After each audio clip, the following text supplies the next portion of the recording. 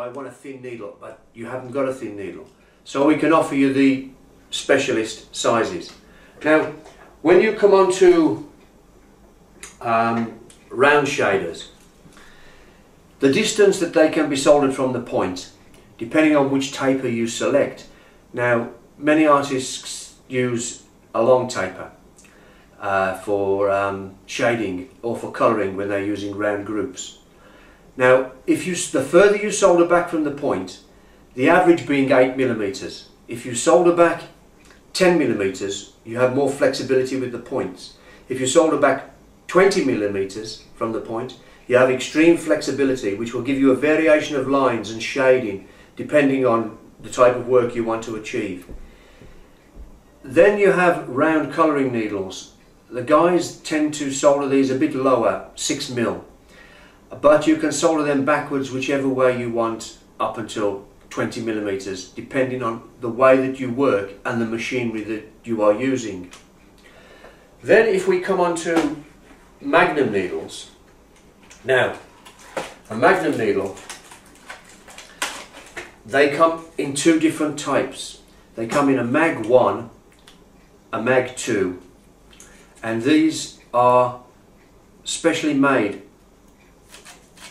I'll show you roughly. All the dimensions that you require are on the back of each packaging of each needle. So this in question is a 9 mag.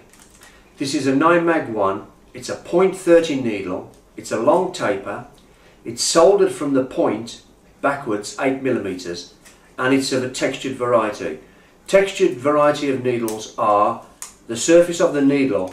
If you look it under an electron microscope, you will see that it is not polished.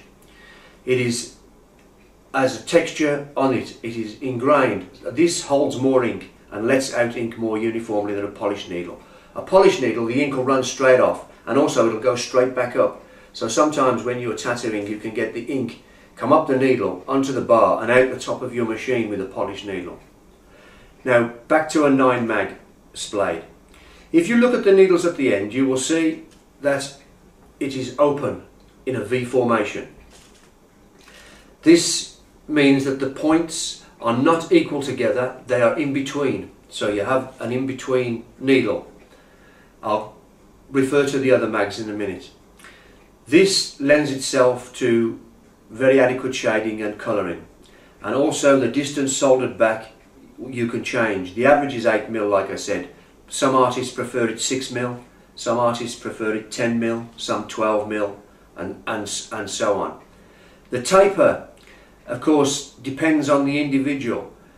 Some people only use a medium taper, some of them use a long taper.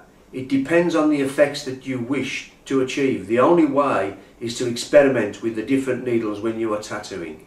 You think, oh, I haven't got the time, I'll just stay with a 9 mag 1 .30 long taper. And then one day you will be tempted to try a medium taper, and you will think, oh, I am getting better colouring. Why didn't I think of this before? Then you will try the different needles, and then you will see that you can attain different types of work, that your work will improve. Stay with one needle and your work will always be the same. It'll probably be good, but you'll never be able to vary your work or use varying techniques. Now, a 9 mag 2, which is different altogether. The needles are parallel. They're one on top of the other with a slight gap in between. So when you look at the needles at the end, you haven't got a V, you've got a straightforward parallel line. Now, some artists prefer this for colouring and for shading. It's down to each individual preference as to which needle you use, but both of them will give you different effects, and you will see when you use them from the way that you work. Now, there is one other type of magnum, and that is what we call a curved magnum, but it has many names. It is called curved, fan needle, round magnum, but the technology is the same. But what varies is the curve of the needle. The curve can vary from being an acute curve to a very shallow, depending on which you prefer. Now, if you're using Chinese needles, you'll only get one type of curve, and that is it. And you will only get a variation from soldered back 8mm, and maybe you may get 6mm, but usually it's just an 8mm soldered back. And there again, it depends on the type of work you want to achieve. Now, the curved magnums, they are produced in a variety of sizes as the other magnums, from a 5 magnum right the way through to a 49 magnum, which is extremely large. The standard sizes being a 9, 11 and a 15. We also produce a 13, which other people use as well. There is a 17 mag and a 19 mag. But the problem you have is if you use